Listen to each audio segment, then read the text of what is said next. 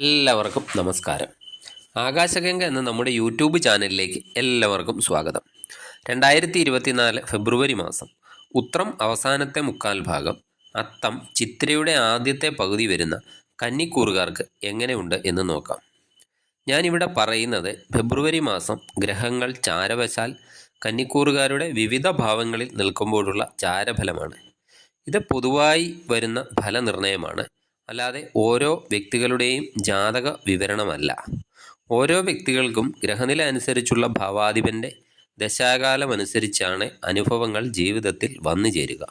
അതിനാൽ ജാതകം പരിശോധിച്ച് ദോഷസ്ഥാനത്ത് നിൽക്കുന്ന ഗ്രഹത്തിൻ്റെ ദശാകാലമാണ് നിങ്ങൾക്ക് ഇപ്പോൾ നടക്കുന്നതെങ്കിൽ ആ ഗ്രഹത്തിന് വേണ്ട ദോഷപരിഹാരം ചെയ്യുക.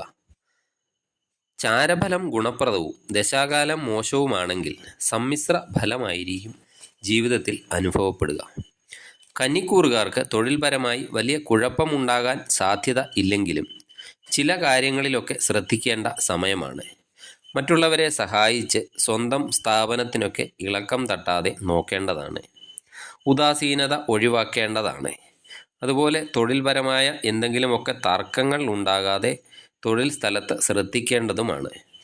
ഇതൊക്കെ ഉണ്ടെങ്കിലും ഉത്തരവാദിത്തങ്ങളൊക്കെ ഏറ്റെടുക്കേണ്ട സന്ദർഭങ്ങളൊക്കെ ചിലപ്പോൾ ഉണ്ടാകാം. അതുപോലെ സ്ഥാനക്കയറ്റം, അനുകൂലമായ സ്ഥലത്തേക്ക് ഉള്ള സ്ഥലം മാറ്റം ഒക്കെ ഉണ്ടാകാവുന്നതാണ്. പുതിയ ജോലിയൊക്കെ അന്വേഷിക്കുന്നവർക്കും ധാരാളം അവസരങ്ങളൊക്കെ വന്നു ചേരുന്നതാണ്. അതുപോലെ വിദേശ തൊഴിൽ അന്വേഷിക്കുന്നവർക്ക് മാസത്തിൻ്റെ പകുതി വരെയൊക്കെ നല്ല സമയമാണ്. വിദേശ തൊഴിൽ ലഭിക്കാൻ സാധ്യതയുണ്ട്.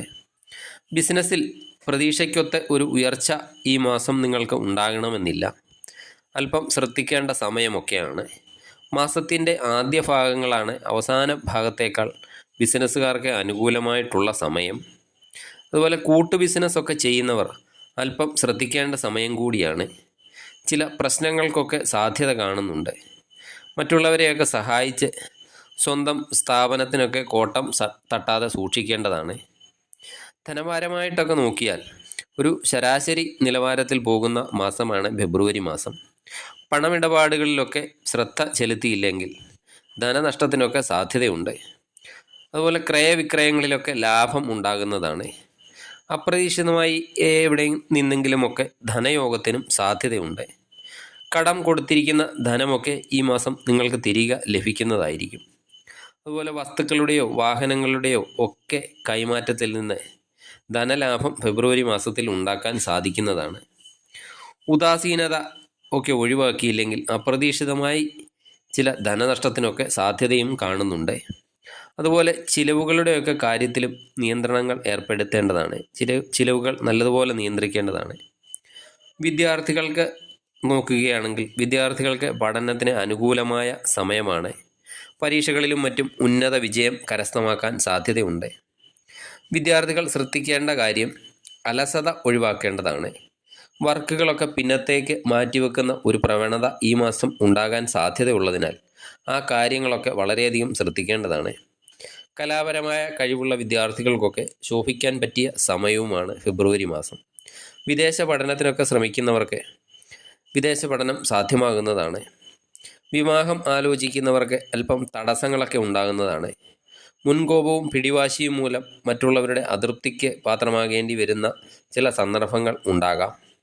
അതുപോലെ ബന്ധുജനങ്ങളുടെ ഭാഗത്തു നിന്ന് പ്രതീക്ഷിക്കുന്ന ഒരു സഹായം ഒന്നും ഈ മാസം ലഭിക്കണമെന്നില്ല.